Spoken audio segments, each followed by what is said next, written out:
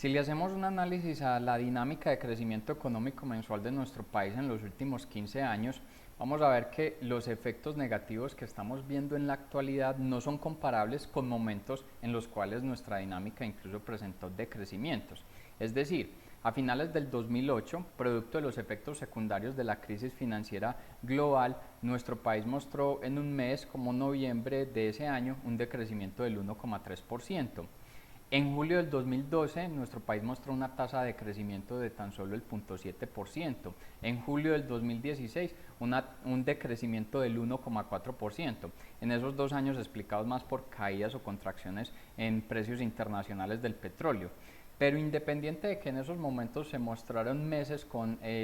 situaciones negativas, en el agregado de los años nuestro PIB nunca ha mostrado en estos últimos 15 años un decrecimiento económico. Incluso en 2019, que mostramos un crecimiento en nuestro PIB del 3,3%, alejado incluso del potencial que Colombia podría presentar en crecimiento, fuimos la nación ubicada en el puesto 12 con mayor crecimiento a nivel mundial. Estos datos pues terminan siendo muy distantes de lo que se está presentando en la actualidad, donde un mes como abril de 2020 mostramos una contracción del 20,2%, estimándose que para este año nuestro decrecimiento va a ser del 5,9%, y si miráramos un dato acumulado de enero a julio, pues la variación negativa es del 7,8%.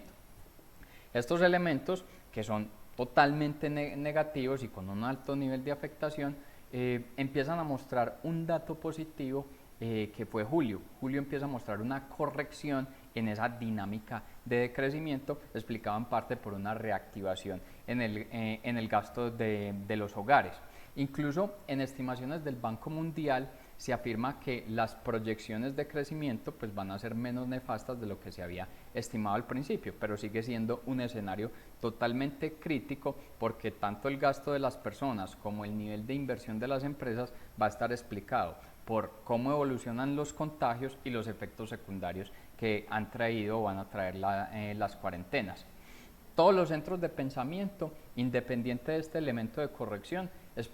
estiman que el rebote económico de nuestro país no se daría para este año, sino que se daría hacia el 2021, pero todos están dando por descontado que este año va a llegar la vacuna y de esa manera se podría dar una reapertura completa de las economías el próximo año y la dinámica de los sectores. Pero entonces, si este año efectivamente no llega una vacuna, estas estimaciones cómo pudieran cambiar. Los resultados que estamos viendo en corrección de dinámica económica, o sea, mejor situación a partir de julio de este año, pues vienen explicados por el nivel de operación que están teniendo las empresas. Si miráramos esto a nivel internacional, encontramos que el nivel de actividad empresarial en muchos países se encuentra una tasa superior al 70%, un país como Japón está en niveles del 82,2%, y nuestro país se encuentra en niveles del 62,9%, todavía muy alejado para hablar de una plena actividad empresarial. Esto explicado pues por los canales de afectación que se ha tenido este año, como la necesidad de la reducción de trabajadores, los limitantes en el acceso a materias primas, limitantes en las cadenas logísticas, problemas en acceso a financiación, y todo esto redunda en contracciones en el flujo de caja. Incluso el Banco Mundial también estima que los efectos que trae sobre productividad, tanto las guerras como los desastres ambientales como una pandemia, se mantienen por lo menos 3 años posterior a que hayan sido superadas. En el caso de las guerras se estima que los decrecimientos en productividad son del orden del 6 al 12%, en el caso de un desastre ambiental se estima que es del 7%, y en el caso de una pandemia se estima que la reducción anual en productividad, una vez es superada la pandemia, es del orden del 4%. Pese a estos elementos, la crisis actual del gran aislamiento nos ha mostrado unas mejores dinámicas en lo que tiene que ver con adopción digital y avances en ciencia. Eso permitirá que en el largo plazo pues, las empresas estén mucho mejor preparadas y de ahí tener unas mejores dinámicas en productividad. Esto en el análisis agregado de las empresas, y si quisiéramos verlo por sectores, recientemente el DANE,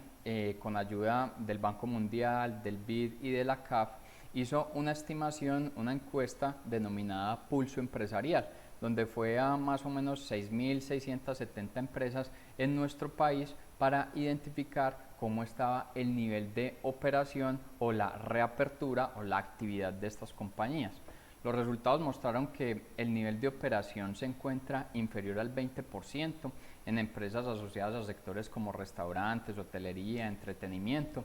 Los niveles de operación están entre el 40 y el 50% en actividades como la construcción y el sistema moda. Hablamos entre niveles del 50 al 60% en un sector como educación y el automotriz, entre un 60 al 66% en el comercio, las actividades inmobiliarias, los servicios profesionales,